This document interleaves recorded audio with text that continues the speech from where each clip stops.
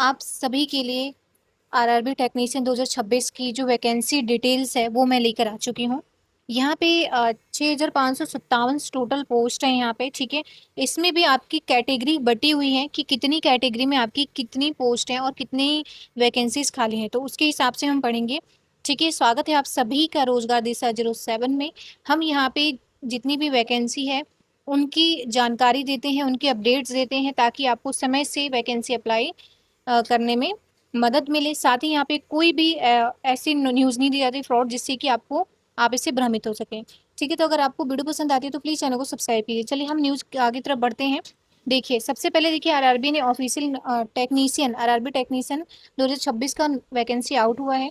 पद आपका 6,557 है। Salary, syllabus, age, exam pattern, select process, selection जो प्रोसेस है, सारी जानकारियां हम इसी वीडियो के माध्यम से देखेंगे। कितनी पोस्ट कहाँ पे बन रही है, ठीक है। चलिए अब आगे चलते हैं, जिसमें आपका है टेक्नीशियन ग्रेड 1, जिसमें आपको सिग्नल, ठीक है। टेक्नीशियन ग्रेड का जो 1 है, इसमें आप पद कम से कम 333 है। लेवल 5 की ये जॉब होती है और बेसिक सैलरी, यानी कि जो बेसिक सैलरी है 29,200 है। इसमें एसडीए एचआरए वगैरह कुछ नहीं जोड़ा गया है, बेसिक सैलरी इतनी बताई है, ठीक है। ये जो है थोड़ी हाई लेवल की जो जॉब होती है उसके लिए है ये जो हमने, ठीक है। उसके बाद टेक्नीशियन ग्रेड 3 की जॉब है, जिसमें आपका पद जो है वो 6,234 है। लेवल 2 की इसमें आपको पे मिलेगा और बेसिक सैलरी आपकी 19,900 रहने वाली है, जिसमें एचआरए वगैरह भत्ता वगैरह कुछ नहीं जुड़ा है ये आपका, ठीक है। ये आपका नॉर्मल बेसिक सैलरी है। हम आगे चलते हैं इसमें। अब देखिए, थर्ड हम आपका देखिए फॉर्म फिल जो है वो 30 जून से स्टार्ट हो चुका है। लास्ट जो है वो 29 जुलाई 2026 तक अप्लाई कर सकते हैं आप। फी पेमेंट जो है वो 31 जुलाई तक लास्ट आप कर सकते हैं।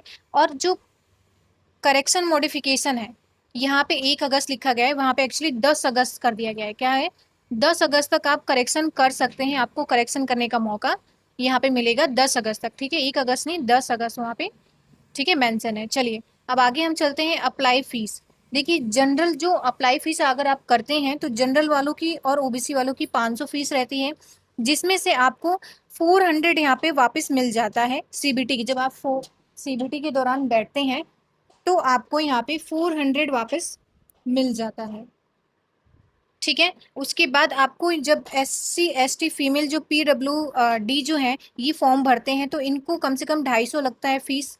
और फीस जो है 250 वापस हो जाएगा आपका आफ्टर सीबीटी, यानी कि जब आप पेपर दे देते हैं तो। नेक्स्ट चलते हैं हम। इसमें देखिए आपका एज लिमिट है टेक्निकल ग्रेड 1 सिग्नल के लिए। जो टेक्निकल ग्रेड 1 जिसमें मैंने 300 350 करीब कुछ पोस्ट बताई थी आपको, उसमें कम से कम 18 से 33 ईयर्स एज है, ठीक है। टेक्नीशियन ग्रेड 3 के लिए, जिसमें लेवल 2 पे आपको मिलेगा, ओबीसी के लिए 18 से 30 है, ठीक है। जो ग्रेड 3 का जो है, क्योंकि इसमें आपका ग्रेजुएशन लेवल के बच्चे अप्लाई कर सकते हैं प्लस, लेकिन इसमें क्या है 12th लेवल पे आप अप्लाई कर सकते हैं, ठीक है।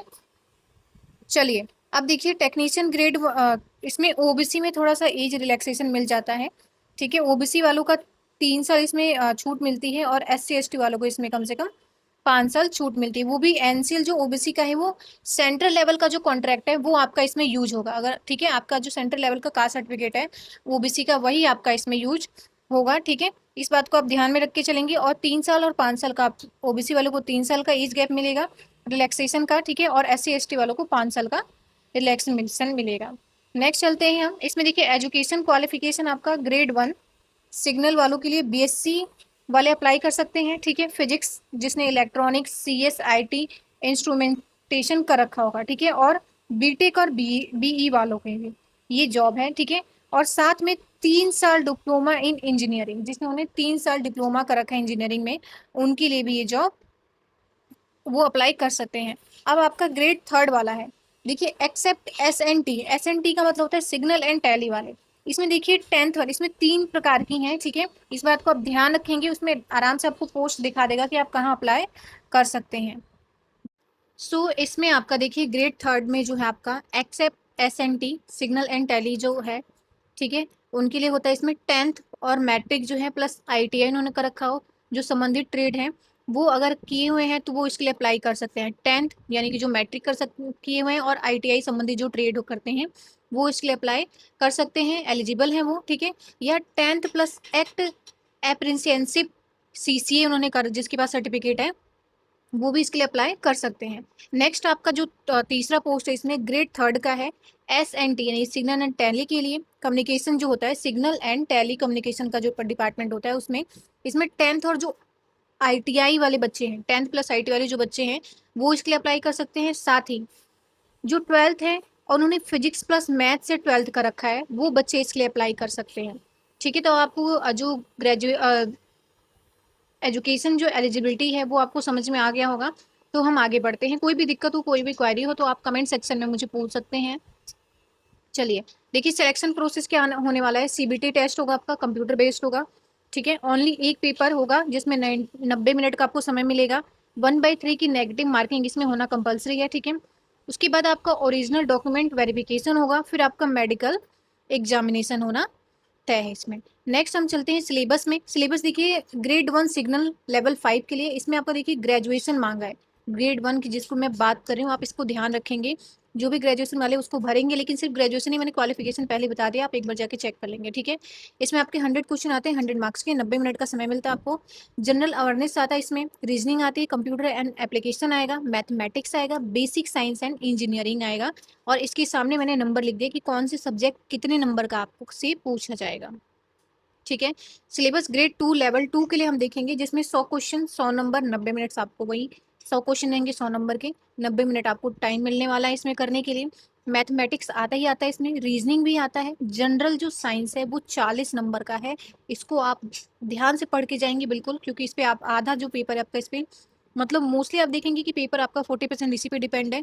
फिर आपका है जनरल जो अवेयरनेस है, इस पे क्वेश्चन पूछे जाएगा, जीएस, जीए, रीजनिंग, मैथमेटिक्स। तो ये आपके 4 चीजें हैं जो आपके इसमें पूछे जाने वाले हैं पेपर में, ठीक है। मेडिकल फिटनेस स्टैंडर्ड में आप देख लीजिए, उच्चतम विजन चाहिए स्टैंडर्ड जो मेडिकल होता है ना, इसमें आपकी जो आंखों की जांच होती है तो एक विजन स्टैंडर्ड होता है, जिसमें A3 जो होता है वो उच्चतम विजन होता है, ठीक है। B1 होता है आपका सामान्य बी ग्रेड, और B2 आपका सामान्य बी ग्रेड इसमें आ जाएगा, ठीक है। तो ये दोनों चीजें आपकी इसमें इस हिसाब से मेडिकल फिटनेस के स्टैंडर्ड से देखी जाती है। देखिए, जो कुछ लोगों को ऐसा है कि उनको ये दिक्कत होगी कि हमने चश्मा लगा रखा है तो हम अप्लाई कर सकते हैं या नहीं कर सकते, तो आप अप्लाई कर सकते हैं अगर आपने चश्मा लगा रखा है तो, बस कोई की लेजर वाला कोई ट्रीटमेंट ना हुआ हो, ठीक है। नेक्स्ट चलते हैं हम। अब देखिए, सैलरी स्ट्रक्चर की बात करें तो ग्रेड फर्स्ट वाले में जो आपकी ग्रेजुएशन लेवल की जॉब है उसमें आपको कम से कम लेवल 5 की सैलरी मिलने वाली है। बेसिक पे 29,200, DA plus HRA, TA plus travel allowance plus others वगैरह लेके आपको 55K से 60K इन हैंड मिल आपको सैलरी पूरी मिल जाती है, ठीक है। वैसे ही ग्रेड 3 में लेवल 2 की जो जॉब है, बेसिक पे आपको इतना मिलेगा। DA plus HRA plus TA plus other चीजें लेकर आपको कम से कम 38,000 से 42,000 तक सैलरी मिल जाती है, ठीक है। तो यहाँ पे आपका जो फॉर्म होता है यहीं पे समाप्त होता है। कोई भी क्वेरी हो, कोई भी दिक्कत हो तो आप कमेंट सेक्शन में मुझसे पूछ सकते हैं।